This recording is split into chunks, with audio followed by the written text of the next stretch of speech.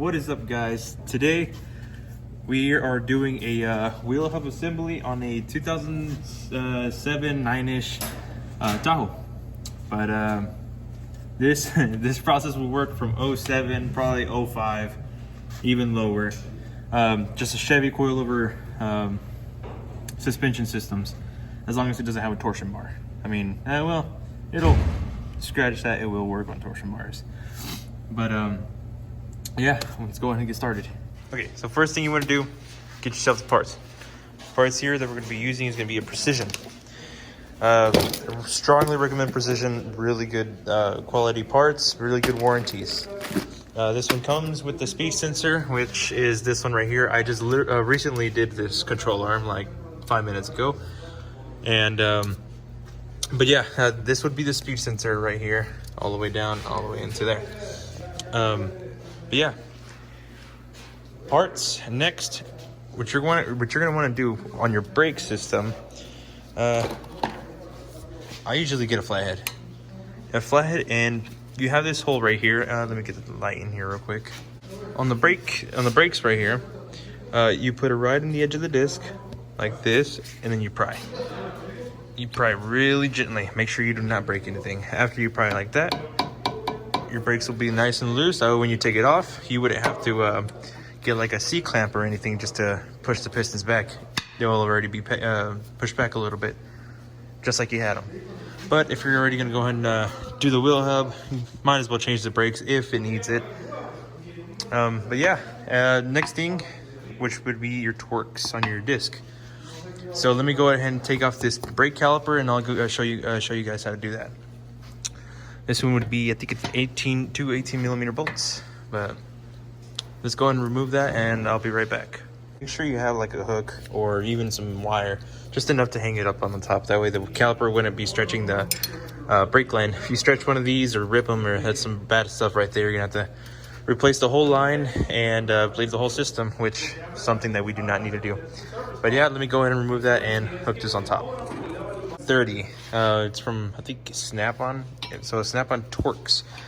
And what you want to do, this thing barely fits in there, and if you try to take it off like that, you're gonna strip it. So what I usually do is I give it a couple taps with the hammer, and which I'm gonna have to do it off camera because I mean, gotta hold the camera. But yeah, let me give it a couple taps, and I'll show you how it looks like. Now it's in there pretty good.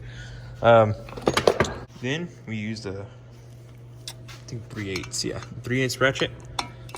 There we go. We insert it in there. Then you want to hold the top, the actual top of the ratchet. That way you wouldn't strip it. But let's see if I can do this. There we go. Just like that. And let's take it completely off. Usually I just have one Torx.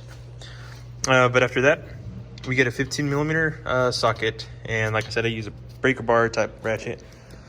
To take all these off, and it's just 3 bolts. So let me get the light here again.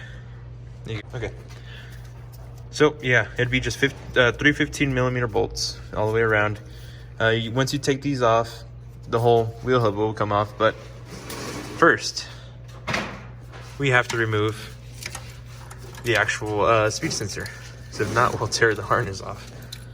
But just a clip at the very back, just like that. Another clip up here, which I'll get that with a little clip puller. But after we do that, we don't have to do any more. It actually comes off with the hub. The new hub comes with the new sensor. See that already attached? That way we wouldn't have to be able to worry about, oh yeah, we gotta take it off and stuff. So now let me go ahead and take that off, and I'll take the rest of the 3 bolts off, and we'll have the whole hub out.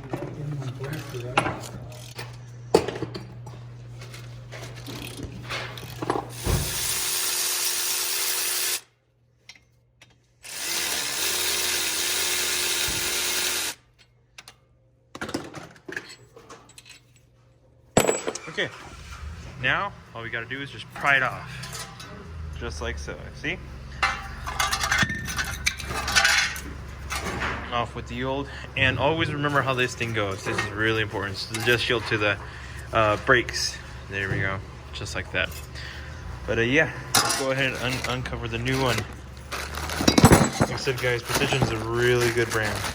Really good. So the first thing you want to do is you want to pass the speed sensor through the actual cover. Make sure it's on this side. You can tell easily which side it is. This is the side to the actual wheel hub. Just like that. Let's go ahead and pull this through. And whichever side the actual speed sensor is on is which side is going to, this little U is going to be at. Just like this.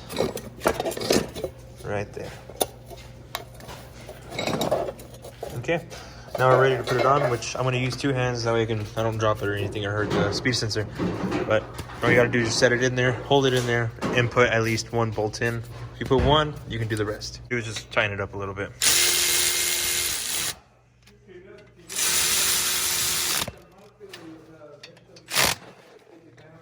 Okay, now the rest, we're going to tighten it up, like I said, with the ratchet breaker part.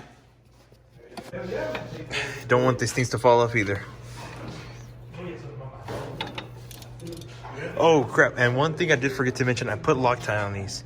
Red Loctite, that way they wouldn't fall out on accident. By accident, I mean all the vibrations can cause actual bolts to fall out.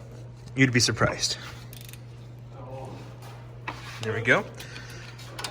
Now, from here is just completely the opposite. Putting the disc on, which like I said, right now is a good time to change your brakes. As in either rotate your discs or get new ones and replace your brake pads.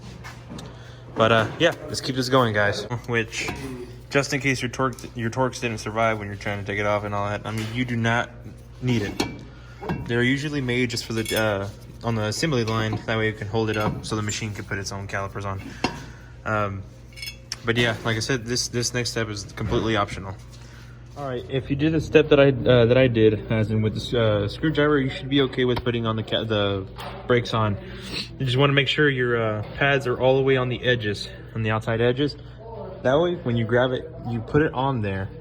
That way you can hold it with one hand, put in the bolts to the caliper bracket.